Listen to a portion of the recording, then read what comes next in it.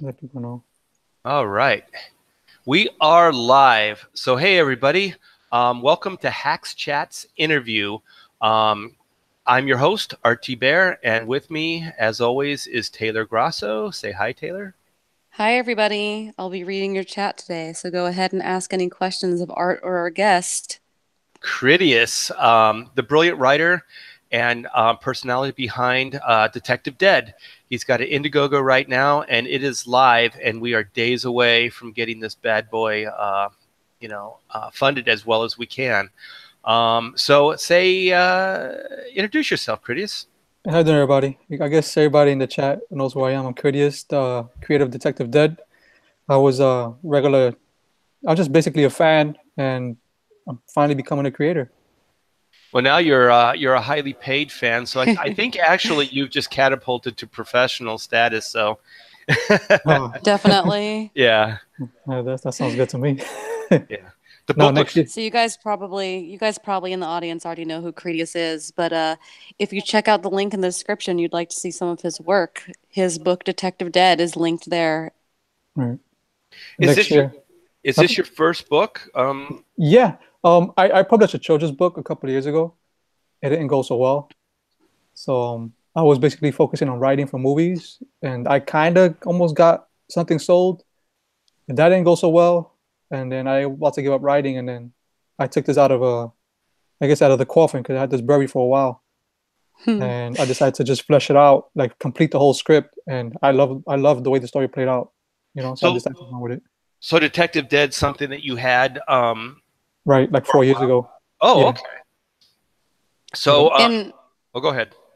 I was going to ask, in its first incarnation, was it a film? Since you Um, have a film background? no, it was because I was in school, and they made us choose three thesis mediums, and one was comic, a movie, and a video game. So this was my comic story, but I found comics to be complicated for writing, so I just put it away. I didn't want to do it. Really? No. So you found screenwriting or novel writing better or easier? Screenwriting was a lot easier for me. Okay. The one I find I've done all three novel, screenplay, and comics.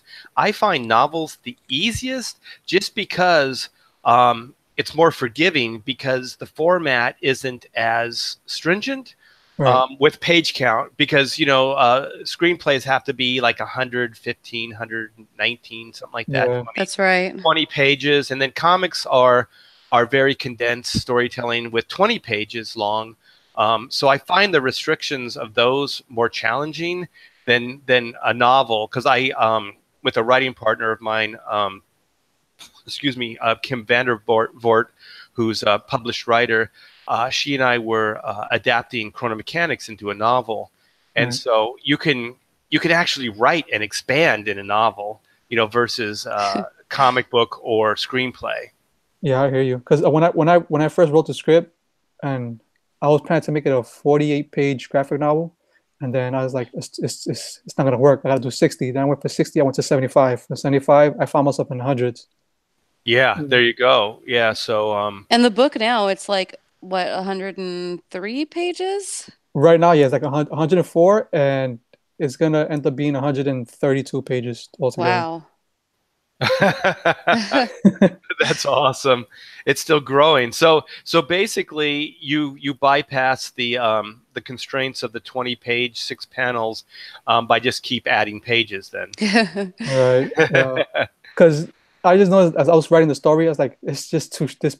I can't tell the story that I want to tell in so little pages, So I had to keep increasing it until I was satisfied with what I got. Well, you're 100 pages now, so that's like a trade. That's what I was gonna say. Yeah, so you're beyond graphic novel critics. You're like into a trade at this Right. point. Oh man. Yeah, because what Taylor? What's the biggest graphic novel that you know, like page count? Oh gosh. Like a graphic novel, not like a collected, because Yeah, just because like graphic novels usually don't exceed 100 pages like that. Um, People in the chat, there's a lot of deadheads in the chat right now that have cool. supported Detective Dead. Um, if Is Detective Dead, like, could you break it down into multiple issues, or is it a pretty seamless story? Um, I can do multiple issues, but I just wanted to like get all this into one meet because this is gonna be an ongoing series. So I was planning to do like the next issue, maybe like 23 pages, somewhere around there, maybe 32. Oh, so this will be like the introduction. So you want to Right, get everything into an origin story, and right, then once you get that kind of all laid out, then you can go into an ongoing easier. Yeah, I understand. right. Wow, for a first comic project, that's pretty big. That's ambitious. That is very ambitious. If I said dream big or go home. Well, Cridious is dreaming big.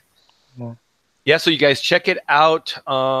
Let's actually introduce your Indiegogo to people so they can see what we're talking about. sure. So I hit this, so I'm locking myself on. I'm going to screen share. This is my thing. Looks good. I push this button, and then I hit that, and then we go here. All There right, it is. you guys see it? Can you see it, Critius? I can see it on our screen, but on the chat screen it hasn't showed up yet. There's a Okay. slight delay in the chat There screen, you go. so Okay. we So should be good. So this is it, people. This is Detective Dead, Crimson Moon. What is it now? You said 104, 110 pages? It's right now. It was supposed to be 104, but it's going to increase to 132 because I am adding Detective Dead versus Bigfoot Bill towards the end of the book. Oh, that's What? right. Yeah, That's awesome. He's 3 days away, and you're more like 2 days, you said, right? right. About 2 days because it got a couple of hours. I think I launched this in the afternoon, like around 6 or 7. Okay. Okay. So, the countdown has begun. So if you guys are on the fence for Detective Dead, Crimson Moon, you got to get on this. Don't wait. So, why don't you tell us a little bit about the story, and then I'll keep scrolling down. Yeah. Well, the story is it's just about this detective who's going about his doing his job, and he had received word from one of those snitches that there's two rival factions that decided to become one big organization, and so he doesn't want it to happen. And I am planning to throw an ash can into here to explain how this all goes out, but he doesn't want it to happen, and he goes to bust the guys, with a squad of officers with him, and when he goes into the warehouse, it ends up to a shootout. Everything falls out into the street, and while he's into this big street war with these gangsters, one of the top guys, leaves the area without nobody noticing, and winds up at his house. So after everything all plays out, that he's in the hospital getting bandaged up, his partner tells him, "Hey, why don't you just go home?" So when he goes home, he finds his wife and daughter dead. Oh my gosh. All right. So as he's mourning over their bodies, he hears music playing in the next room over. So when he goes to the next room over, he sees the main criminal he was always after, his arch rival, sitting down on his chair drinking a cup of wine, listening to music. And they get into a quick shootout in the scene. And then the main criminal, he doesn't want to die in the officer's house. He's trying to be like a tough guy, so he walks out all wounded, and our hero follows behind him also, all wounded, and they both die under this strange moon. Under the Crimson Moon. Right, under the crimson moon. Yeah. And then the crimson moon it's gonna be red, but then around the glow of the moon, it's gonna be like northern lights, like rainbowish colors. Ominous. Right, Yeah. ominous. So when he dies, he wakes up in modern day time trying to figure. He actually wakes up inside a coffin. He wakes up inside a coffin. Okay, so this is 1932 when all this is happening. Right, So the supernatural element enters into it, the Crimson Moon, and right, so then he's kind of transported into contemporary time. right. So Okay. yeah, he dies and they bury him, and his body decays and then it rejuvenates inside a coffin. You know. Oh, And so then he's not transported, so he actually He's comes back undead. to life. Right. Oh, cool. So you have the graphic of him coming out of the ground, right? Out of his own grave. He doesn't actually come out of the ground. He vanishes in the shadows of the darkness, and he pops out of an alleyway, because that's one of his abilities. He can vanish in and out of shadows. I like that. So when he gets like frightened, like he's inside his coffin, he knows he's inside a coffin. He just gets frightened, and it triggers his ability to vanish. And So then he it's- shows up in a shadow in another part of town in the contemporary time. That's Right. cool. And that's that Joel Anthony. That's the main character. Yeah, I named him Joe after my brother because I love my brother. I miss him because he's in New York right now. Oh. And then I named his middle name after myself, which is Antonio. That's why I got Anthony. Okay, cool. J.A. Scorn. Yeah. So then the thing is that now he's got well, I'm sorry, I'm jumping forward because I No, know it's this, cool. is that also his rival has been the same thing happens to him, right? Yeah. Yep. Okay, And every gangster that he killed during the raid are also revived in modern day time with their own special unique abilities. So what are all their powers? Though the main one of the main rivals, Glasses, he can do like telekinesis, where he can wave his finger around and throw you around like a doll, and he can block any incoming attacks with like a shield that you can't see, and he can also close his eyes and predict certain things in the future to a certain amount of time, not too far, you know. So he has like this thing where he can always be a step of the hero, like he's always thinking like 5 steps ahead, and he's very So intelligent. so the main detective's powers, he can like travel through shadows. Does he have Right. He has okay. So he detected that can travel to shadows. He can touch certain locations and track individuals that were in that location. He can pull out a variety of weapons from his trench coat, anything he desires. ooh, that's a cool Um, power. right, and he has healing ability because since he's dead, it would make sense to stay wounded. And and there's one more. I forgot which one was it.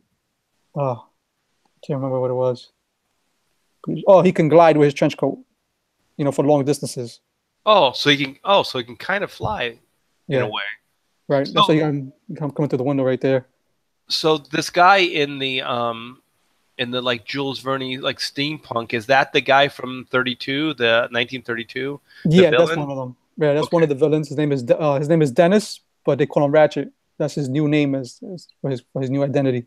Okay, so these guys have basically taken up the same kind of business, but in a contemporary sense. So they're still like mafia guys or gangsters Right.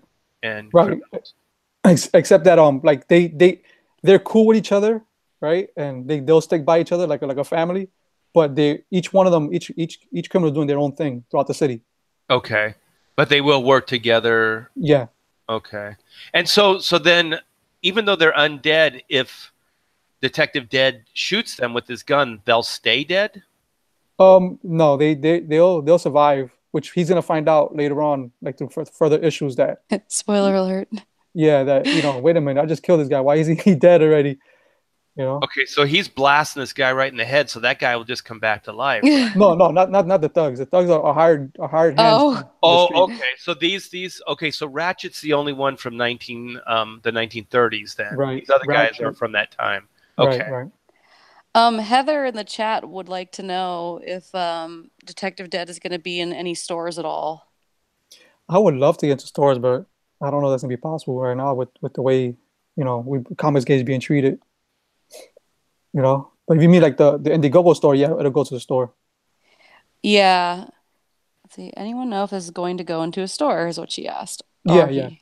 If it's an Indiegogo store, yeah, it'll be the So the it'll be on-demand or in-demand store, right? right. It'll be there to February because I plan to get this printed by March, hopefully.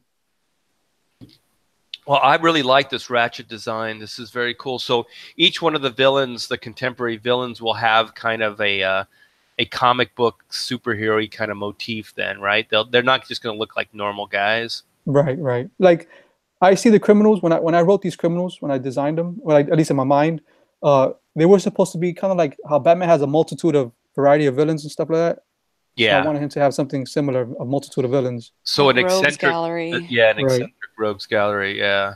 Well, Ratchet is a great start. right. Um, I have all the characters. I'm planning to do. I just added a $20,000 stretch goal for everybody to see, and it's gonna have the 17 characters that I have imagined towards the end with biographies. Oh, that's pretty cool. Right. that's really cool. So you want to go over the tiers now? Sure. Okay. Let's You see can what we see the screen, got. right? Yeah, I can see it. I'm gonna open up a page just to read it over because I forget what's in them. Let's I, see. I guess you want to read them, Taylor? I can read them. Okay. All right, so it looks like we got the digital copy, and then 54 we claimed. and then we have for $20 the Detective Dead bundle. I'm assuming that's the physical copy of the book. And a digital copy. Oh, Okay. okay, so one physical, one digital. Oh, got 333 claimed. That's pretty cool. It's a pretty good deal too. Yeah. Yeah, it's a great deal. And then Crime Watch. Okay, in this description it says 132 page. So that's kind of Whoa. where your thinking is going to end at. What happened was that I was trying to do 104 pages, but I made a typo on the perks. I put 132. Oh. So I have to. Oh, okay. I'm trying to fulfill, the 132. I don't. Oh Oh, my okay. gosh. So it's most likely it's going to be at 104, but you're going to try to get it to 132, or is that just Right. not I'm going to gonna happen? I'm gonna get to 132 by adding the Bigfoot Bill versus Detective Dead and the character designs. Oh, okay. So the story Okay. proper will be like 104 pages, but then with the Bigfoot Bill story, it'll round out to like 132. Okay. Right. Right. Who is drawing the Bigfoot Bill Detective Dead story, if I may ask? I'm approaching another artist right now, so I'm gonna see if he can do it for me because I can't get this to my artist, but he'll be. I want to get this project done. You I would know? love to Is see that Detective Carlos? Dead in that Bigfoot Bill style. Yeah. Yeah. Right. So Carlos Eduardo, that's your That's my inker. oh, okay. So who's your penciler then? Rod Looper. Oh, Rod Looper. I see it now. Okay. Looper. Okay. So then back to the tiers. We're Right, at that's Crime Watch. Crime Watch. Yeah. Right. Let's see what this is. All right, so digital copy. Oh, okay, so it's two physical copies. So if you Right. have a buddy that you can go in on to get this deal, Yeah, we call you can ours the save. buddy tier. So this is like a buddy tier. You can save money and probably in shipping as well, right? Right. Cridious? Yeah. Yep. That's a pretty killer deal. Yeah, it's not bad. A Okay, military support yes. package. Always a Salute. good thank you for your service. Oh, you have a thank you for your service poster. That's very cool. Yeah. It comes with them. Elliot is doing that poster for me. It's gonna be Detective Dead's gonna be beat up, holding the American flag because he was trying to defend it. And there's gonna be five thugs on the ground, also knocked out. And there's gonna be five military service members holding him up. Oh, cool. Very cool. It's a big poster too. Yeah. So how does this tier work? Explain it to the listeners. All right. So the military support package, what it does is you buy two copies for veterans or active duty, and you get it one for yourself. Okay, so then you're going to ship them um, to the veterans, so they have something to read at the home there at the vet's home. Is that? Right. I'm planning to reach out a couple of places and try to see if I can get contact with like the USO or something like that, Oh, and try okay. to get the book shipped out to them. Credious, Muttman would like me to ask you, will you be releasing the digital version before or after the physical version? No, because when the book is done, I'm gonna submit the digital version first to everybody so they can at least read it while they wait for the physical book to arrive. Okay, so digital version first, you guys in the chat asking. All right. So most likely, as soon as the book is done, then you'll ship out the digital copies because the printing will take longer, right? Is that kind Right, of right. And I okay? want to give people something to, give them their money's worth already. Right, Mhm. right. Okay, so that's very cool. So 55 is the vigilante package. Is Right. this for vigilantes? Yeah. We got a veteran and a vigilante package. Okay, so this is the digital copy. Ooh, you get three physical copies and you get a thank you poster. Right. So the artwork for the thank you poster, have you released that yet? No, not yet. I'm trying to find an artist to do something for me and like give me an idea. 'Cause I'm still like the posters. I'm running through ideas right now. I want to make sure that it looks cool. So there's like three different limited posters so far, which is pretty cool. Yeah. There's a lot of stuff. And then we have the Military Support Plus package, which is 5 copies for the soldiers overseas or at home. They also get the thank you for your service custom poster and digital copies. For $75, that's a pretty good deal. It's Yeah. a Six great deal. people went and supported the troops there. Okay, investors pack. This I Yeah. thought was interesting because Credious, is this geared towards people with shops? Right, right. I was trying to give them a wholesale deal if they were interested. So And they get 10 copies, is that right? Of the Right. physical book for 100. So that's like $10 each. That's pretty good. Yeah. Yeah. I wanted to see if, I mean, I just threw it out there. I don't know of any shops in our community, but I just threw it just in there just in case. if there's any shops in the comments that would like to support this book, that's a pretty good deal. Okay, and then we got the second grade detective digital copy. Oh, you got a t-shirt Yeah, this one has a T-shirt. and a Donald DeLay cover of Detective Dead. Now, did Donald do the main cover for this, or is this a variant? No, that was promo art because when I hired my artist and he was very enthusiastic about the work and he he read my idea and he just started coming up. He came up with Ratchet. I gave him the description of Ratchet. He drew it right away and the promo art. And he says, "Here, put this down on your campaign to get you started, and I'll get the pages done while you do that." You know, so he gave me those pages for free. So Wow. then is Donald doing the main cover then, or is this a variant No, cover? he's doing a variant cover. The main cover, I got somebody else who's gonna do it. Okay. Right. All right.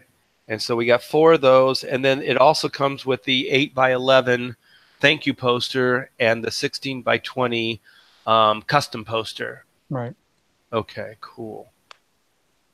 Detective Dead. Let's see. First grade detective. First grade detective is a great name for a comic, by the way. Okay, digital copy, t-shirt. Now, what's on the t-shirt? I'm still looking through design because I don't want it to be like how I see someone's t-shirt got like this square design. I don't want that. I want it to look like organic, nice, like kind Uh, of blend in with the shirt if possible. Something with a nice design, like it looks like it's custom for the shirt versus just an iron-on like Right. cover or yeah. something. Yeah, yeah. Yeah, that's what I want. Okay, T-shirts are always cool. so this has got the Donald delay cover as well. It's Donald, right? It's not Donald, is It's that? with a D, but he takes out the D because I don't know. It's just his he got something with it. So Yeah. he goes by Donald. I Yeah. think it's Donald. Yeah, I don't think he has the D on the end. It's Donald. interesting. Donald. Yeah. Okay, so this also comes with the thank you poster and the custom poster as well. So, So the now only there's thing, like Right. oh, go ahead. So there's like 4 posters that you can possibly get if you include the service poster. Right. Right. Right. Right. So, I don't think that service post is exclusive for the military backers. Yeah. okay. Mm. The only thing I don't like about Indiegogo is you have to kind of hover Yeah. over the extra items because it won't let you Oh, list them. yeah. I'm so used to clicking on things that I always end up clicking on it, and then I always end up going to the order section. It's like, no, no, no. I just want to see what the 2 extra items I had the are. same issue too, especially when like you're trying to add these how you say items, and they only limit you to 10, so you can't put. Yeah. It's just crazy. We Yeah, struggled with that as well. yeah, it's a little limited. Okay, so we got the nitty gritty, Gritty itty package. bitty titty committee. That's Sorry, something else. that's not this package, people.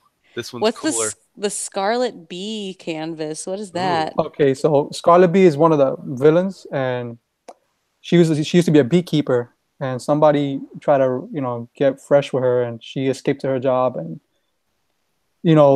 the bees fell down and they broke loose, and I guess as she died, they flew inside her mouth because they seen her as a queen. Ah, So she died with the bees going inside her mouth, looking at the blood moon.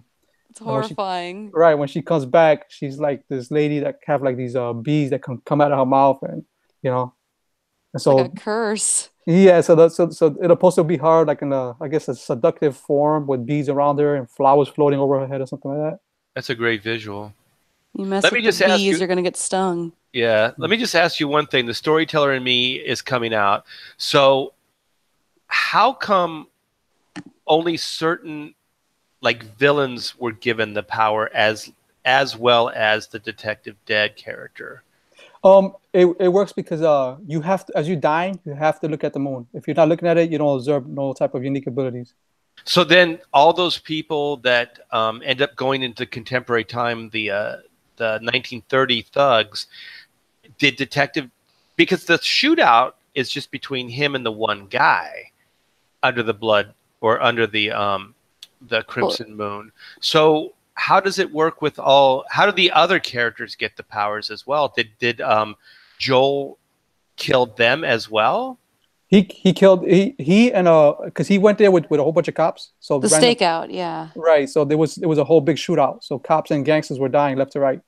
So another Okay, right. Another okay, thing also that this actually also expands on the universe of Detective Dead because since the world is a huge place whoever died under that moon from all around the world can probably make appearances if I wanted to. Okay, Ooh. so they didn't just die by that Joel Anthony's hand. They just died, and as long as they were looking up at the moon, then they were given this ability. Right, right, So Okay, anybody who died and the last thing they saw was that moon gets abilities. right, but not just anybody or anybody. Period.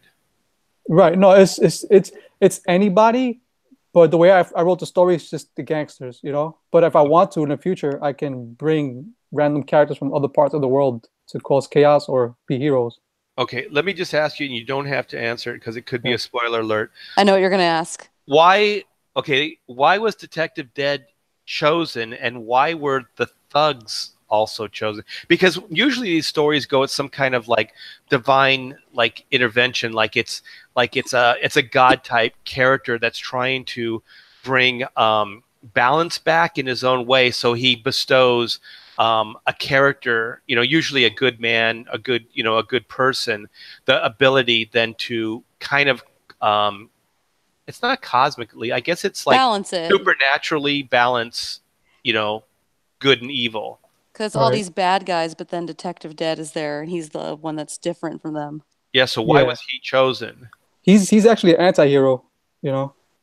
He's he was I don't know. I never really got to that deep of the cosmic point, but I have thought about it, you know. I just haven't touched on it yet. That's the honest truth. Okay. Well, I just Art's getting into the deep lore. Yeah, I haven't got to the deep lore that far yet, but because I wanted to focus on this and then build on the universe as you know through like next year and the coming years and just keep building it. I always just like that, like almost like cosmic or karmic or supernatural justice. You know what I mean? Right. Like there's some kind of force that like things get so out of hand, like out of control, that there's Right. some kind of like divine um, divinity that comes in and then kind of tries to equal, I guess, Yeah. the score or even the score somehow Right. Right. by bestowing a certain character the abilities, and they're almost like supernatural abilities to bring down the bad. Yep. And it's like fate because his wife died on the same night, but she Right. didn't get the abilities. Because she died inside the house. She didn't Yeah. look up. She didn't Yep. look up. And then Doggone it. yeah, and it's yeah. I'm gonna get into the lore. I really want to, but like I said, I'm just focusing on the main goal right now. Is just telling the story. No, it's all good. It's all good. You So got it's 132 pages to elaborate. yeah, that's a lot. Do you Okay, guys realize in the chat that you can get this book? Like, this is a huge book, and you can get it for like $20. That's a pretty killer deal. that's Yeah. probably one of the best deals I've heard for entertainment in a long, long time. So yeah, get out there, get out there. I mean, it's Yeah. only $20, and we're only 2 days away. You got a lot of backers, though. I mean, 471 backers. That's a I lot. was surprised. For me being a small guy and just a regular guy in the chat, another fan, I was surprised to get so many people to show support. Yeah, well, you've been hustling too, so it's a good product, and you've been hustling. So, Especially for a first product. That's crazy. was I right when I looked at your project owner? Was it Beverly Hills? Now it's Florida. Is that right? Yeah, it's Beverly Hills, Florida. But Oh, okay. So it's yeah, not California. Okay. yeah, no, no. I wish I live in Beverly Hills. Yeah, I was like, oh my gosh, Cridious, you're doing very well. I wish. Because when you were talking like screenwriter, and then it said Beverly Hills, I was like, oh, that works. Yeah, no, I wish that was the case. Yeah. That's why I removed it for Florida because I'm like, I don't want people to think I'm a successful screenwriter out in Florida, you know? That's not me. Yeah, yeah. Okay. So if you haven't went out and backed Detective Dead Crimson Moon, go out and get yourself a copy. It looks pretty amazing. I'm going to refresh this and see if we've gone up. Yeah. 16.935. And I just unlocked the Yes, 20 it just went up. It did? Oh, Nice. Yeah. oh, that's awesome. Good job. Yeah. So close to 17. Come on, you guys. Like maybe what, 2-3 more books and you'll be there? $120, yeah, and you'll be at 17. I just unlocked a stretch goal where if you bought a physical copy, I'm gonna do a raffle on Christmas Day where you can win original pages. Okay, which one is this? Oh, that's another thing. The free copy is pretty unique. If you scroll down a little bit, art. Could you Right. tell us a little bit about that, Cridious? Because I've never seen anybody do this Oh, before. there it is. Yeah, being that I come from like a poor family and you grew up as a kid, you always want things you can't afford, or being an adult behind bills. So I decided to try to create a system where people can get a free copy. And I was like, well, how can I do that? And it took me a while to come up with it, but it's if they can get three people to buy a copy of Detective Dead, they can get themselves a free copy for themselves. So like if they get somebody to buy three copies of a digital copy, they get a digital copy. They get three people to buy a physical copy, they get a copy of a Oh, physical. very cool. Yeah. So you're incentivizing like the friends and family. So if they can kind of get a couple people to come along with them, then they'll get a free copy. That's Right. pretty cool. I'm very generous too. Yeah, that's very nice. Yeah. Right. Okay, so you got your colors, you got your letter, you got your whole team there. That's awesome. I'm gonna be uploading a. I'm sorry. Go ahead. Oh no. Which stretch goal are you at now? You're pushing the 20? I'm pushing for the 20 right now. Okay. 17 characters. Oh, that's the character bios you were talking Right. about. Yeah, that's what I want to do. And then the exclusive raffle, and that will be the book. You're gonna raffle the book. I'm gonna raffle the original some of the original art pages. Holy moly, man! You are so generous. Yeah. Wow, that's very cool. 17 characters, by the way. That's a lot of characters. Are those all like the Rogues Gallery? Yeah, that's the Rogues Gallery, including Detective Dead himself. Wow, that is a great stretch goal. And then you'll just raffle because each one of the pledgers has a number, right? So you just put all those into a hat and then just kind of pull out the numbers, and then you'll know who wins. That's pretty cool. I wish I would have thought of that. Yeah, I actually got the idea from Mitch. Okay. Well, he just raffled off like A sketch or a something. sketch, right? Yeah, it was I think Cyberfrog and Red Rooster, right? That's the one. Yeah. This thing. I mean, that's cool, but this thing goes beyond that. This is an actual page from the book, right? Right. And I am planning to raffle off the 17 character splashes if I could get the pages in. Original art collectors in the chat. If you guys push towards that goal, I think that'll be a major benefit. So wait, am I reading this right? So there'll be 17 winners? Right. On the splash pages, if I can get those copies before I do the Oh raffle. my gosh, Cridious, Wow. you guys get on this. That's 17 people will get to basically raffle and win an original character pinup. Yeah. Yeah. And those aren't just like dialogue pages. Those are killer splash pages. Right. They're gonna be posing in their, with the unique abilities or whatever they got. That is it going to be kind of like the one that you posted of Ratchet? No, it's gonna be better than that. I mean, I like that Ratchet page, but they're gonna be like in action poses. And it's going to be in the story too, so there'll be context like backgrounds and things like that. Right. I would imagine physical copies. Pretty cool, especially if it ends up being like a character that you really like. Yeah. Everybody, I get a lot of people tell me they like Ratchet. Yeah, Ratchet has a very cool design. It's kind of steampunky. And let me show you one of the other pages I'm planning to give away also. Okay. I wanted to see the Scarlet Bee. Yeah. Okay. Stop sharing. Yeah. Stop sharing and just go ahead and click Credious's icon. This is right now on the process of getting done today. This is not the official final version of it, but this is what I'm gonna be giving away. It's gonna be a Sisu and Nurkish page. Hold on one sec. I'm gonna make sure. Are they the gangsters in the car there? They're detectives in my story. Okay. To match up with their story in the future.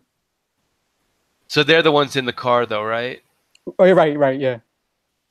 Right, and they're shooting down the gangsters, and they got the cop cars behind them, following them. That's a great shot.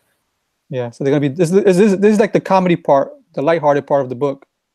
Yeah, it looks lighthearted. They're shooting that guy right in the... This is a laugh riot.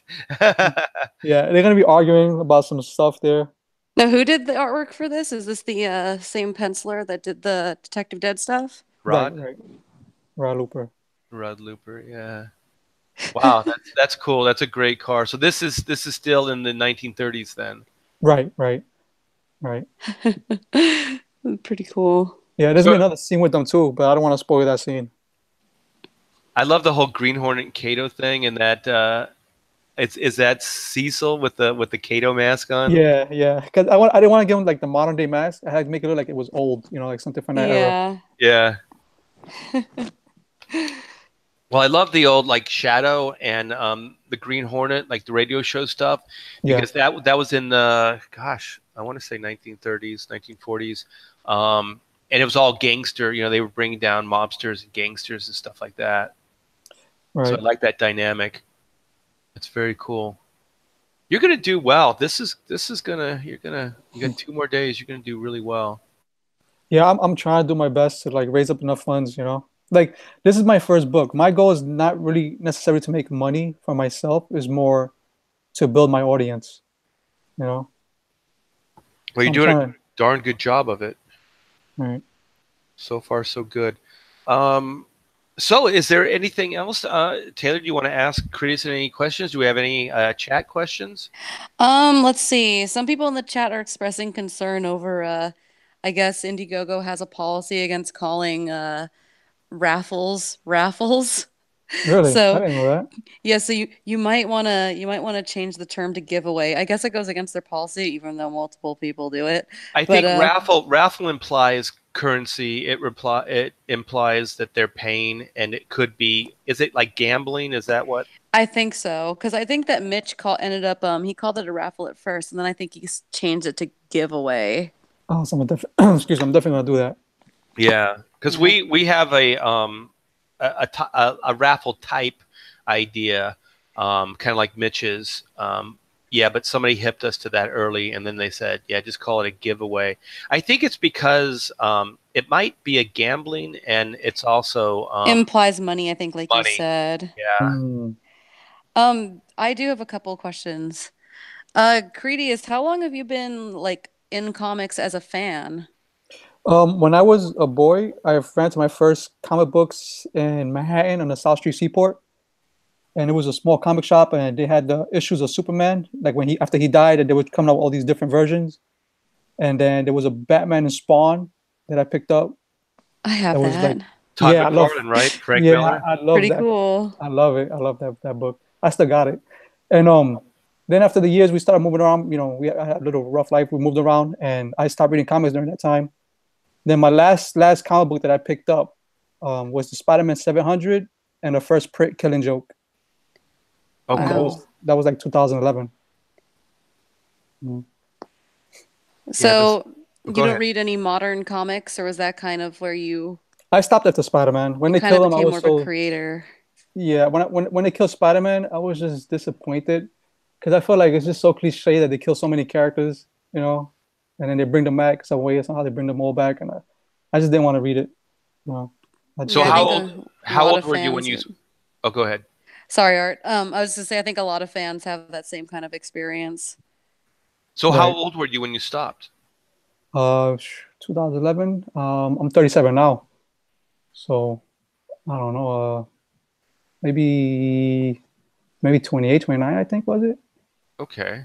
Yeah, yeah. But when I was younger though, because I moved around a lot, I stopped picking up a book like around 21, I think was it. You know, one of the issues that I got that I really loved, and I got it signed by Scott Hanna, was the black cover of Spider-Man after the Twin Towers. Oh, okay. Yeah. Yeah, So yeah. no Ultimate Spider-Man, huh? No, no. I'll look into No, my loan box, but I'll see. You no know, Jim Lee X-Men. I don't know. You know, it's funny. I have loan boxes in New York. I haven't bundled to Florida. I got loan boxes over there, and I don't know what I got in there. I know I used to just buy comics and put them in the loan box. Yeah, yeah. The only reason I'm saying that is because those are books that I worked on as well. And did a Well, I'm gonna killer check. job on. I'm gonna check. I'm gonna take pictures. I'm gonna go to New York on December. I'll take pictures. You know. Did you ever foresee like yourself becoming a comic creator, like when you were a fan? Oh my goodness, no, no, not at all. I mean, one thing that attracted me to comics, it wasn't really the story; it was the imagery. You know, it's just appealed to me to see art. You know, and it's and just in these different positions and action. You know, and my aunt used to draw, and I see her draw, and I became in love with like artwork. You know, I didn't really care too much about stories. I just wanted to see artwork just being told. You know. It's very dynamic too, and when you're young and you see that stuff, I don't know if you were like me, but it changed my life. I was like, this is just amazing. And also, I have like some. It's it hasn't been diagnosed, but it has to be where I have dyslexia. So Hmm. even as a kid, like if it was just a bunch of text, it was hard for me to kind of read it and comprehend it Mm, because sometimes words. It depends, like I guess my focus or whatever. But sometimes words can absolutely have no meaning. Like the letters will even be jumbled, and I can't decipher them. But comic books were always really cool for me because the images would back up the words. right. So it was like the perfect thing for somebody like me because I always liked the adventures, and I still read like Jules Verne and like the Edgar Rice Burroughs stuff and things like Mm, that when I was a kid. But that was a little harder for me to get through, and comics were a little bit more enjoyable because it wasn't quite as laborsome for me. So I always liked that aspect, just because the if the artist is doing their job right and the script writer does their job right, you should almost be able to tell the story by just looking at the pictures, you know? right. Right. Yes. That's funny because you guys already kind of know this in the chat, but art's like a major storyteller. So it's funny that you ended up gravitating towards a visual medium where you could still do that without having to like physically write. So you kind of found a way around it. Yeah, and that's where you come in. Taylor's also a brilliant writer, Cridious. She's Oh, really, really good. that's And awesome. so I've had writing partners in the past, but Taylor and I it's just like, We make a good team, I think. yeah, there's just a lot of connection. So it's not it's not real laborsome, where we can finish each other's thoughts and we're kind of connected. So when we have to sell ideas to each other, it's not like, I don't know if you've ever pitched ideas to people. I'm sure you have, but sometimes it can be very laborsome. And with Right. Taylor, it's kind of like we connect, and so it doesn't become like as much of a hard sell. And then she's really fair-minded, so when we do get in debates and stuff like that, which direction to go in, it's always like it's never personal, and it's always like this is the best idea that we could do Right. versus like this is my idea or whatever. And you'd be surprised, there's a lot of people that you work with in this industry that really get their egos, you know what I mean, out of joint very Yeah. easily, and they get very territorial with their ideas. And so she, and I hope myself as well, we stay very fair-minded and open about these ideas. And so it's usually the strongest idea, gets on paper, and Right. that's Yeah. the It's way we never look at it. us against each other. It's always us versus the problem. So, Yeah. I Yeah. had that issue when I was going to school, Full Sail University, and I was learning how to write. They were teaching me how to write for entertainment, and they used to make us critique each other's work. And I ran into a couple of people where they get really, really like defensive about their work. I'm like, look, I'm just telling you what I think is the flaws and where some things are missing. And they used to get really like, really aggressive with their comments. Yeah, I've worked with a lot of people like that, and when you find a partner that it isn't that, that's when you hold on to them. That's when like this is going to work. Because also, Taylor and I, we write for TV, Okay. and we're putting more screenplays together at this point. So our biggest claim to fame up to this point was I had a comic book called Chrono Mechanics that I put out a couple years ago through Image, and then we crowdfunded it, a trade, a couple years ago, and Right. a PBS executive of all things liked the book and asked if the rights were available. And Hmm. so, hold on for a sec. yeah, we're both horribly sick right now. If the Yeah. people in the chat don't know. Oh man, my nose is running. Uh, yeah, and I hope I'm not low energy too, because I'm kind of I'm trying to drifting here. But yeah, so he emails me, and then I have a conversation with him, and I'm just telling him there's no way, because Chrono Mechanics was kind of like a Simpsons sensibility. It's a little edgy. It's a Little little, snarky, little Okay. yeah. I So don't know if you'd say it was adult, but it's it got can some be, yeah. yeah. Like It's like, Family Guy. yeah, yeah, it's kind of like Looney Tunes, but maybe just a little edgy, where like kids can get something out of the joke, But if you're an adult, you kind of go, oh, maybe there's a little bit more to this. Simpsons is the best Right. comparison, I think. Yeah. But there's also like some like sexual like innuendos and things like that that a kid will just think is funny, but an adult will go, "Oh, I know what that is." You know, that type of stuff. I And mean, it so stars like a 70s rocker, so yeah. So there's some drug talk and womanizing and things like that Oh. going on. But anyway, so I'm trying to talk this guy out of it. I'm trying to say like, there's no way this cannot be a kid's like a young kid's PBS TV show. And so then he was very persistent. He goes, well, how about this angle? How about that angle? So then I was like, I still don't see it, but I'll sleep on it. So then Taylor came in the next day and we started brainstorming, and I don't know how it happened, but we were able to bang out basically a young kid's educational version of Chrono Wow. Mechanics. if you guys read Chrono Mechanics, and you should, by the way, if you go to artbytbear.com, there's actually on the Chrono Mechanics website as well, there's a preview. Yeah. Read that and then tell us how difficult you think it would be to make an educational kid show. We should post that at some point. Like if there's anybody that's a fan of that and just see how we tailored it. We should. Yeah, because it's pretty funny. It's pretty funny, Cridious. I don't know. Yeah, I'll check it out. Yeah, I'm in love with the creative process just in general.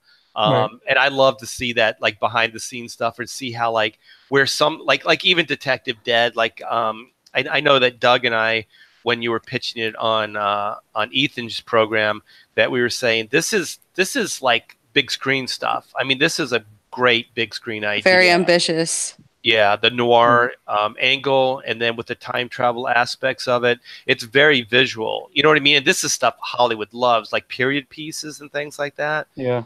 Yeah. Yeah, I love period pieces, and I love new age, stories. I love stuff like that.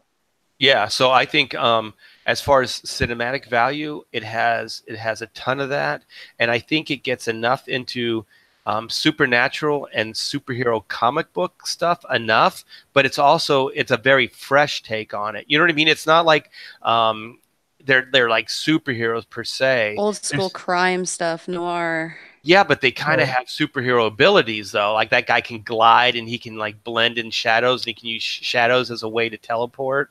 Those are very comic book superhero kind of stuff. Right, right. Yeah, it's kind of pulpy too, which is cool. Yeah, it's all those things. Yeah. I was because this when I try to write a story, like I try to stay. My teacher used to tell me don't write anything cliche. If it looks cliche, it's not cliche. Stay away from it. Try to be inventive. Mix up stuff. I don't know. I always just wrote the story because I just wanted to do something different. I said to myself one day, I would like to bring 1932 and put it in modern day time and see how they would live or what would happen. And then I came up with Detective Dead doing that when I was in school. Yeah, he's a man out of time. So then he also has the 1930s sensibilities that he's bringing into a contemporary world. So, his value system is going to be uniquely different than a 21st century person. Right, exactly. And have you always had interest in kind of the more pulpy, like gangster kind of genre and aesthetic? I always love gangster movies. I love gangster movies. I love even the black and white movies, from the 30s, like the old Scarface. The was it Edgar G. Robinson? Listen up, you guys. Yeah, yeah. The Tommy guns on the running board of the big old, I don't know what kind of cars those were, but they were just like the car that's in your story where they had the big running board and they're like the open. Yeah, canopy. like the Ford Model Pretty 18s cool. and stuff like that. Yeah, they're just shooting those Tommy guns. I always thought the Tommy gun was one of the coolest looking design guns, and I always liked that barrel clip. I mean, that thing's huge, man. The drum clip. Yeah. I have a this is kind of embarrassing, but I have a Tommy gun airsoft gun, and they're kind of hard to find now, and it's my favorite. I know it's like having like a weird like toy gun as an adult, but I love that big drum clip. So the clip actually works? Yeah, it works. Oh, that's cool. Awesome. Yeah, it's pretty cool. The only thing I heard about, there's two things that I heard about the Tommy gun is the reason why I guess they were kind of effective just as far as like shooting from a moving vehicle, is because they're not that accurate of a Yeah, gun. they're not. Right. And also that they kind of jam up, like that clip and the system wasn't that great, so they would jam up quite a bit. So it would probably be best to shoot them from a moving vehicle, because if you were there and it jammed up, then you would probably Oh, give your opponent an opportunity to shoot you. Well, they're like right. World War II, like machine guns. So Yeah, like their accuracy isn't that great. And they have the stick mags that you can use too, but like I don't know. I don't know if the drum clip is less efficient. It kind of feels like it, but it definitely looks a lot cooler than the Yeah, stick. it does look a lot cooler. yeah. They said they would jam up because they would double feed. So like Yeah. sometimes the bullets, like two would like slip through instead of one, so it would jam up. Yeah, the clip just wasn't the greatest, but they sure do look bad ass. I think they Yeah. look pretty cool. Yeah, Yeah. I love that era. That's my favorite era. I love it because of the suits and the hats and the cars, the music. I don't know. I love it. It's a yeah, very iconic aesthetic, and I think as soon as you see that like Detective Dead promo image, you automatically know like what era he's from. Yeah. yeah. There's Yeah. no mistaking. There's absolutely no mistaking it. So he's going to have the fedora and the trench coat in contemporary time as well, Yeah, he needs the trench coat. He needs the trench coat. The because that's trench where he coat, hides all the weapons, right? that's where he produces the weapons from. And without the trench coat, he can't produce any weapons. Okay. So that's like, that's one of his weaknesses. He has weaknesses, like flaws. He needs them because I want my characters to have flaws. That way it makes it harder for me to tell the story and harder for him to defeat the enemies. Yeah, because your hero is only as strong as the villain, so the villain has to always somehow seem on paper the guy that's going to win. He always has to seem like the guy that's easily going to beat your hero. Right, right. Yeah, Rhaegar Targaryen in the chat says, "A Man Out of Time story never gets old. There's so much character development that can potentially come out of it." Right. yeah, because it's almost writes itself. So whatever the decade is or the time that he's from, then all as a writer, it's the fun part where you go and you research what life was like at the time and what the morality and what was considered important in civilization, and then Right. you can write that into the character, and then just by juxtaposing those two ideas, and you bring that into a contemporary time, then Yeah. then it becomes almost instantly interesting. Right, right. Yeah, and that's what I want to do. I just want to. I don't know. There's so much to build on, and I want to see where this story takes me. You know. Yeah, That I'm brings me to my next question, actually. go. So, Um, so what are your plans after this campaign? You're gonna continue with Detective Dead for a while, or do you have some other things kind of down the line that you want to do as far as comics go? Or I know that you're a writer, so are you going to write some differing projects outside of comics? right. Yeah, I got a project that somebody just, I don't know if he's in the chat. I don't know if he's there or not, but he asked me to write him a script for his own. Cause he's an artist and he wants to do his own story. So I told him I'll flesh out his story as a script, which he gave me the story ready. And then I have I hope I don't jinx this. I have another artist who asked me if I want to work on a story with him, for next year, maybe like around March, you know. And then I got another story that I'm doing with another artist, and then I have Detective Death for September of next year. So Detective Dead, the next Indiegogo, we can expect September next year. Right, right. So as far as your creator-owned ideas, Detective Dead is the only thing that's on your schedule right now. That one and a character called Young Glory. Oh, okay. Right, Young Glory is a story about a young girl. She's from the military. She's home and she goes through a really bad event, like a sexual assault by a group of people. And she's in the hospital, and on the way back home from the hospital, a meteorite hits her. It shoots through her like a bullet, and she gets bandaged up. And little by little, as the days go on, she notices she's gaining these unique abilities. She's in the same universe as Detective Dead. So Are you? Is it a chunk of the Crimson Moon? It No, breaks away. It somehow like finds its way to her. yeah, no, it hits her and another individual, but the other individual was more about causing chaos in the streets, in the cities and whatnot. I see it's Joel Anthony, right? I see a romance with Joel Ooh. Anthony in the future here. Maybe. So this is going to be a shared universe, so you're kind of building your own Right. expanded you. Right. Yeah, Very, very I don't know cool. what to call it yet, but yeah. The Call it the Cridious universe. Scorn universe. Yeah. Scorn. Yeah. Depends, like if I end up coming up with a company or end up joining a company, then I guess it'll be whatever universe I'm part of, I guess. Yeah. Sounds like you're going to be busy dedicating all your time to all these scripts. Yeah. The good thing about it is I can't like when I wrote Detective Dead, it's 100 and I first wrote the idea on a Word doc, it was like 7 pages long. But when I wrote the script itself, it took me like 7 days to write like 100 and something pages. That's it? Yeah. Oh my gosh. It takes me, well, it takes us days and weeks to craft. We're on the second draft of Black and White, right, I Taylor? believe so, yeah. The thing is, like, I don't know if a lot of people know this, but we did originally write the remastered script as three separates, and then we ended up combining two into, I think it turned out pretty good into like a seamless story. Nice. Oh, that's right. Yeah, it was going to be three Separate indivi- issues. individual issues, so it's going to be a series.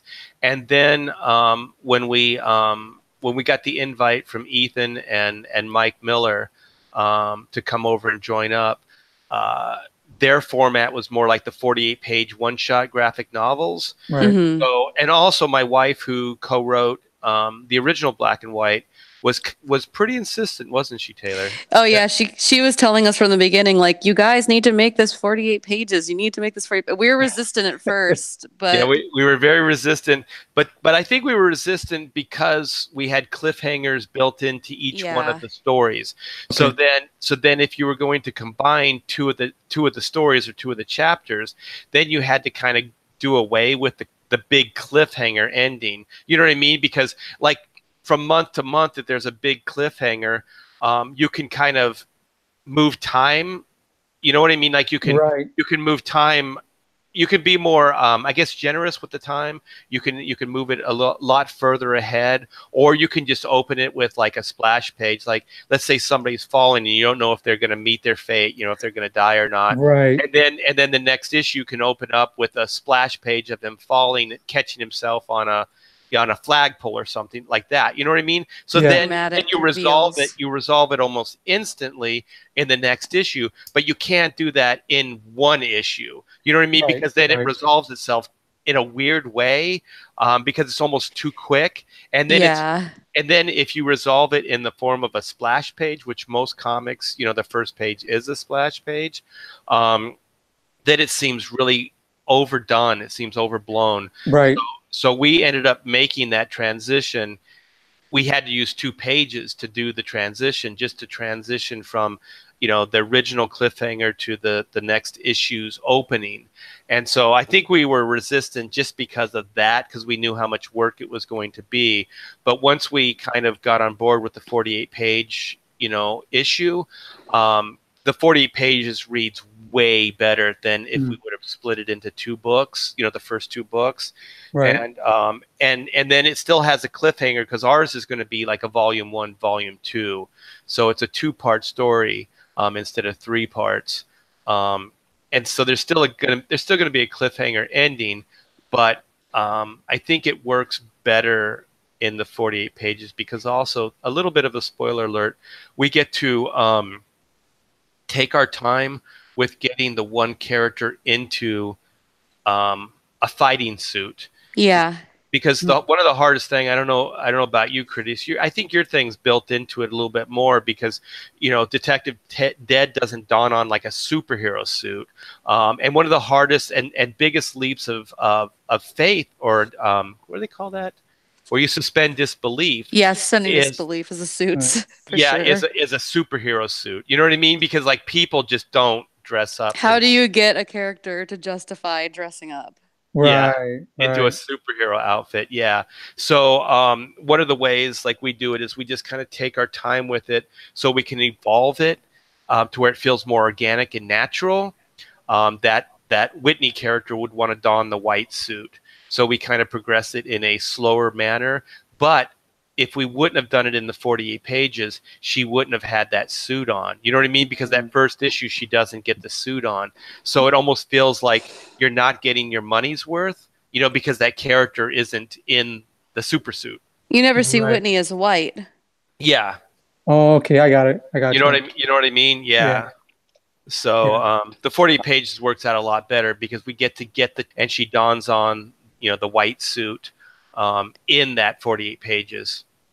Right. That's what I learned too in school. They was telling me how you leave cliffhangers, you know.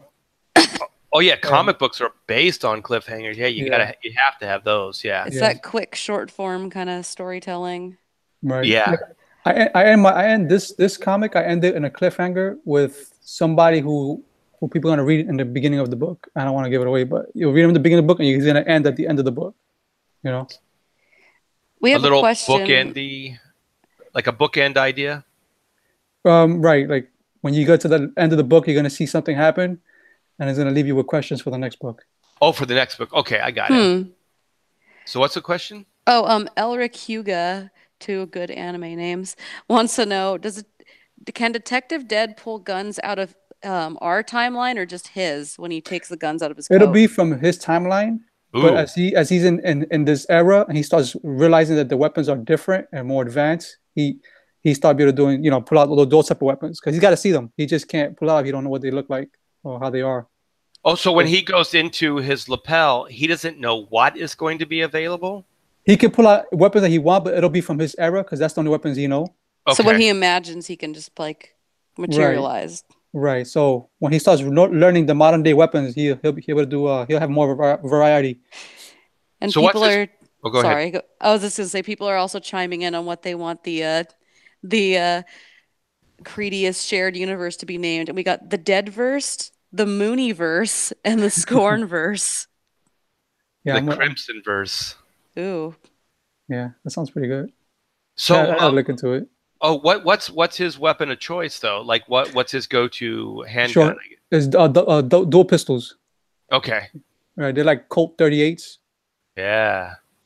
Very Nice. very shadow. I like that. Yeah. So, you know, yeah, and that's another thing, right? So I went online and I was like, I wonder if my comic book is similar to any other ones out there, you know, like in terms of like powers and all that. And then I found the shadow and then I found the spirit. I'm like, oh my goodness. Yeah, You but know? these are icons though, and also like this is like all these stories, the way I look at it is like all these stories have kind of been told before, Right. but it's what you bring to them, like, because the only person that's going to be able to create like Detective Dead is you, Cridious. So it's Right. your personal voice, it's your take, it's the things that you like, that interest you, and it's the combination of those things. So they might seem similar to other things, but it's the way you bring them together. It's the collected, you know, group of all your influences, and then you as a person and your personality that gets thrown into the mix. So it's always going to be like the biggest asset Detective Dead will always have is you, because you're the voice, you know? Right. Right.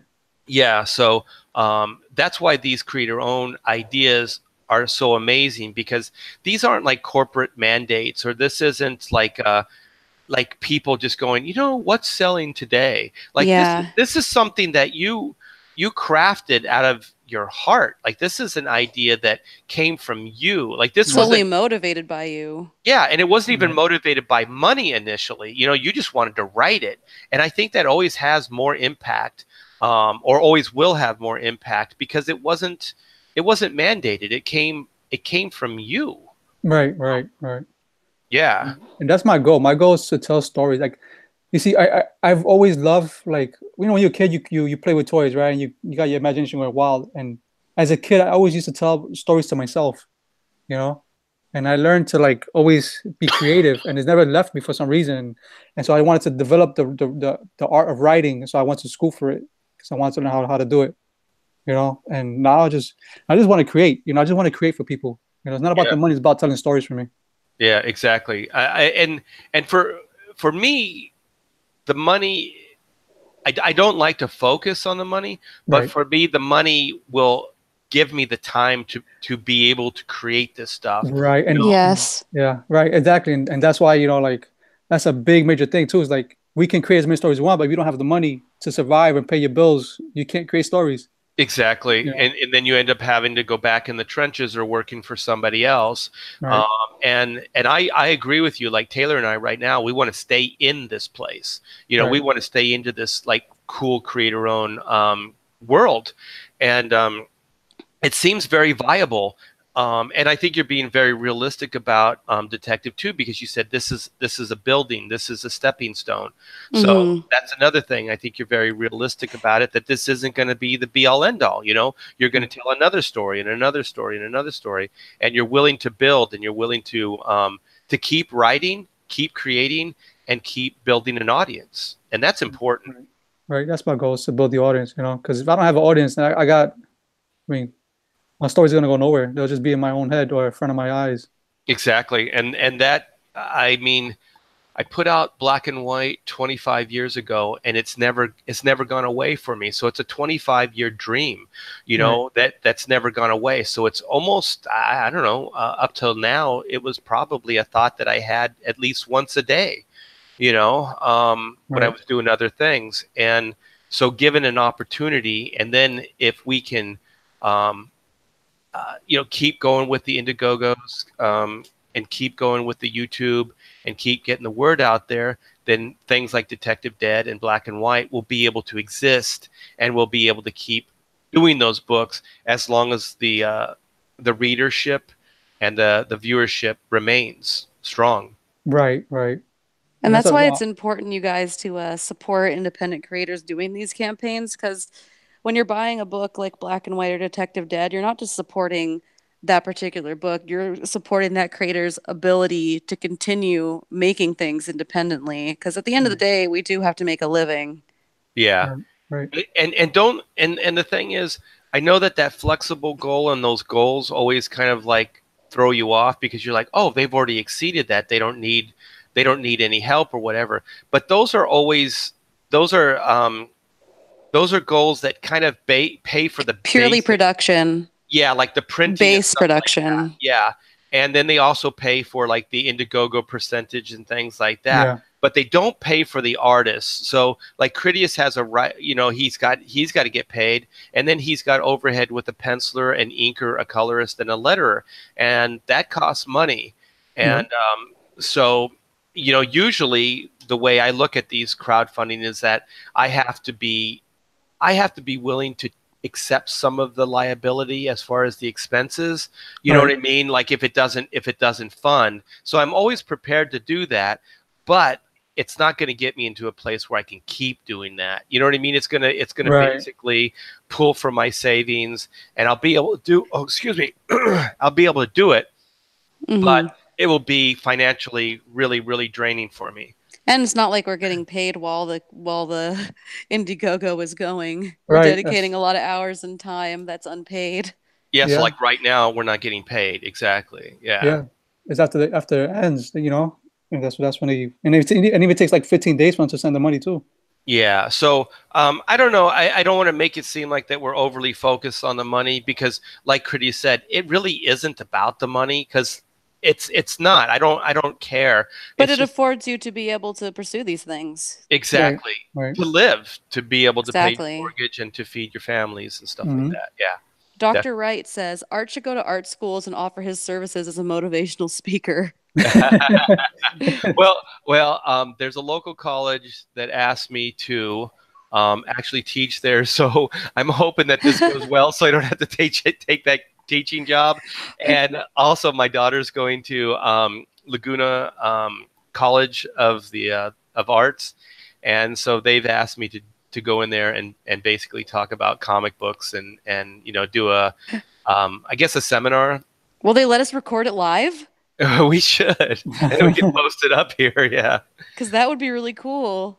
but thank you. Yeah, I try. I mean, one of the things we do, and Cridious is going to get in that position too, because I'm a 30-year vet, is to try to pay it forward, is to try to give new talent, a spotlight, and we do portfolio reviews on YouTube, and so we're trying to, basically give the information and knowledge that I've collected over the years and try to pass that on, you know, to a Right. new generation.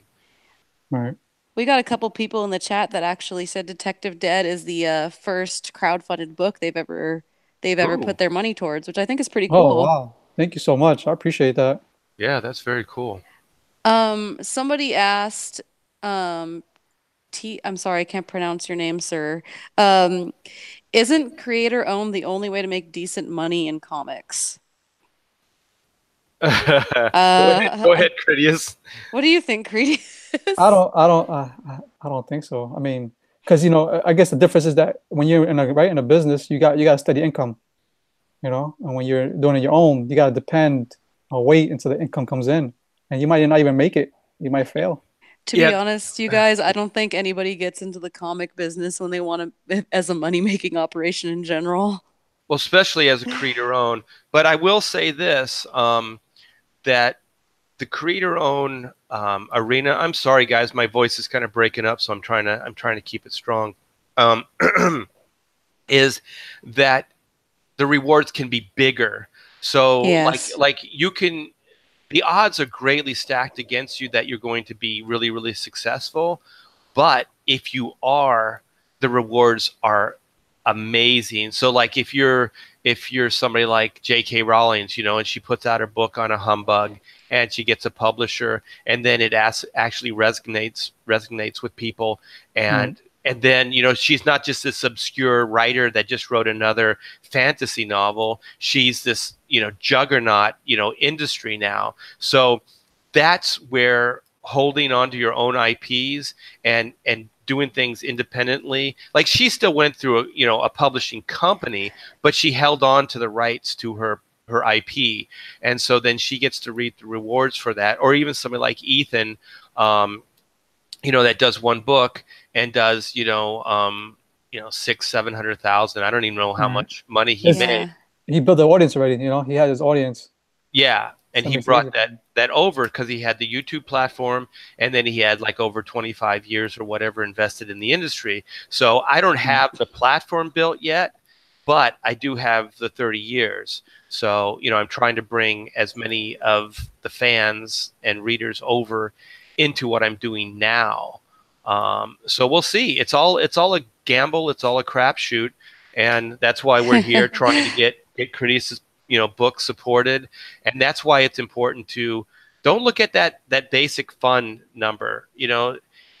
The more over and the more over you can go, it's going to help Cridious pay all his talent, and it's going to help Cridious to have time to create the next book or Right. even this book. Yeah, because that money is not like a lot of people need to realize that overfunded money is not just like, oh, now they have a bunch of money to play with. Hmm. Like is going to get plugged back into the project itself. And like you said, it's going to help justify you being able to create the next book or more in the future. Right. It covers the perks. It covers the shipping. It covers everything. Yeah, because everything you see in Critious, like all those the stretch goals and all those like mini, like the posters and all that stuff, that's all money, Hmm. that comes out of that same total that you see there. And also just always keep in mind 10% of that total is gone because that goes to Yeah. Indiegogo.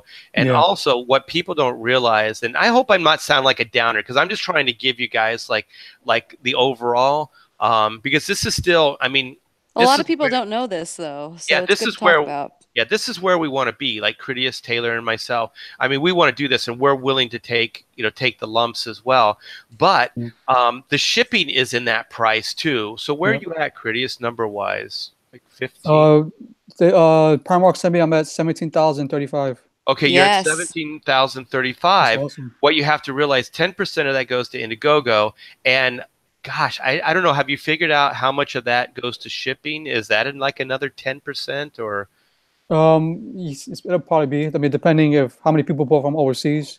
Yeah, Yeah. because you have to do that math too. So that could be 20% from Critious's total that's already spent just between shipping and Indiegogo getting their cut. You know, and Right. that's before Cridious sees a dime, and that's before his talent sees a dime, and also the printing costs still have to go, come from that. So it's not exactly what it might seem like when you see those totals, because that money is definitely accounted for. Right. Yeah. Yeah, And Yeah. there's a lot of people in the chat that are saying they really want to see this book in stores. And that overfunding could help make that happen eventually, Oh yeah. yeah, for sure. For if sure. that's what you guys want. Have you talked Cridious to like Diamond or some of the distributors? No, I never spoke to them. I don't even know how to approach them, to be honest with you. So Um, I never thought about it. yeah, I don't know. Like, I don't know if they if you could just send them an email or how that would work. Yeah. Right. I've Tom approached. Sorry, Oh, go ahead. go ahead. I was just gonna say, Tomy said that their hope Alterna or something similar would be in stores around the world. Yeah, so there's a lot of demand for your book in stores, Credius. Yeah, I hope so. Is I, is I, that I'll does pray that for it. person own? Oh, I'm sorry, Cridious. Go ahead. No, no, I was just saying I'll pray for that. Yeah, I was just is that Tommy? Does that sound like is it with an I? It is with an I. I think I owe her that print, Oh, that rogue print. So if it's the same Tommy or Tommy. I do you own a comic shop? Is that what she was saying? I don't know. Tomy, chime in if you have an in, let us know. Yeah, if you have a comic shop, then maybe you can Help either make this go. happen. Well, Critias has a tier where you can buy 10 books. That's right. So if Tomy or if anybody else here owns a shop, or maybe even if they work at a shop and have an in, you could definitely help get this book in stores. Right. Yeah, because it's all good and it's a start, and then Critias, you can go to other people and say, yeah, I'm being carried in XYZ store. Would you like to carry it? So usually the way Mm. things work is it's hard to get somebody to make the initial move, but then once somebody already has, then it's the next sell becomes easier and easier and easier. Mm-hmm. Once that door's open. Yeah, Right. because you don't have to prove to that person that you're worthy because somebody's already taken a chance on you. Right. Right. Right. And that's how it is with the audience right now. They all took a chance on me, and everybody here is word of mouth, and everybody else is jumping in, and I appreciate it. Because I'm going to give them the best story I can give them. Yeah, well, it already sounds amazing. So, is there anything you wanted to add, you guys? We should maybe try to wrap this up. Let's wrap this up soon. I don't know if I'll go into my spiel plugging the link soon, but I don't know if Credius, you have any closing words you want to say to your backers or Mm. No, I think Art and you you covered everything for me. I mean, yeah, uh, you covered everything. Dr. Wright says, I think you have to be distributed through a publishing house before Diamond will talk to you. Then you have to sign a contract with them. You might want to talk to Peter Samedi about it. So something to think about. So, is Peter Mm. Sabetti from Diamond? Is that kind I of think he's the distribution person. okay? I don't know. All right. So what he's saying is that you have to have a publisher to get into the Diamond solicitations. Yeah, which Right. seems a little, I mean, I think it's true, but it's always difficult when it's like you have to be published to be published. Yeah. Yeah. Yeah. Oh, Peter Samedi is the Alterna owner. Yeah. Oh, okay. Yeah. Oh, okay. So He's Yeah. the He did founder. so. okay. So he's saying go to Alterna, get published there, and then you'll have Diamond distribution through them. Yeah, and Right. multiple people were suggesting Alterna, so it might be something you want to look into, Credius. Yeah. You, I'm definitely going to consider it. you have a successful campaign at this point, so I think just showing that off might be Right. You're right. beneficial. Yeah, and you definitely do have a successful campaign running. Detective Dead, Crimson Moon. If you guys haven't got out there and checked out, it's Critius's new book. And are you still 3 days away, or you're really more like 2 days away technically, right? Right. Right. I think I like what is it, like 16 hours before it turns into 2 days. Okay. So it ends midnight. Hold on, I need to clear my throat. Sure. So it ends on midnight on Monday. I believe so. I mean, it says 60 hours left. I think that's 60 about. hours. Okay. Yeah. Okay, so you guys check the links in the description, and you can find Credious's YouTube channel there, as well as the campaign for Detective Dead, and also you can find a link to the Indiegogo campaign, our Indiegogo, Black and White Remastered.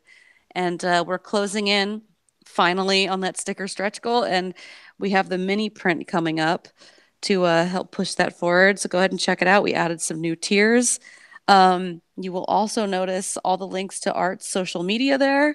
And Art, do we still have the Starfire up for grabs? Is that gone? The Starfire from the Drawn and Quartered is still up. The Rogue has been, it's tentatively sold. So if you guys still want the Rogue, then write in.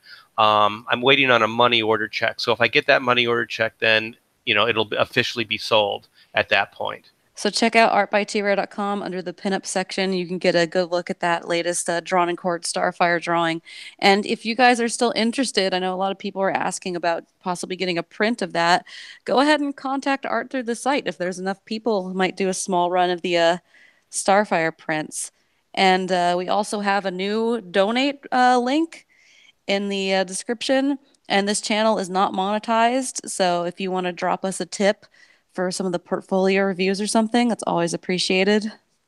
Yeah, thank you guys. And oh gosh, there was something. This morning we just got the Grey Capullo variant cover back, the colors. Yes. And, there was a couple color tweaks that are being done right now, but we will be previewing this later today. So go to. We'll post it all around, Taylor, right? It'll be on Indiegogo, we'll post Twitter, it everywhere, yeah. But check the Indiegogo campaign because we'll definitely be updating there. You guys are going to love this cover. It turned out amazing. Yes, yes. I can wait to see it. Yeah, it'll go everywhere. And so, Cridious, is there anything that you wanna plug other than your Indiegogo? No, it's just that's about it. I mean, I would recommend whoever bought digital copies to try to get the physical if you want to win some original page work. Yeah, that's really cool. All right, well, let's wrap this up. Thank you so much, Cridious, for coming on. This has been a blast, and the best of luck with Detective Dead. Yeah, no, I'm grateful, and I appreciate you having me on. It means a lot. Never a problem, brother. All right, guys, have a good day, and we'll talk to you soon. And support Detective Dead. Detective Dead! And Black and White. Yes, Black and White. All right, guys, see ya. Later, everyone.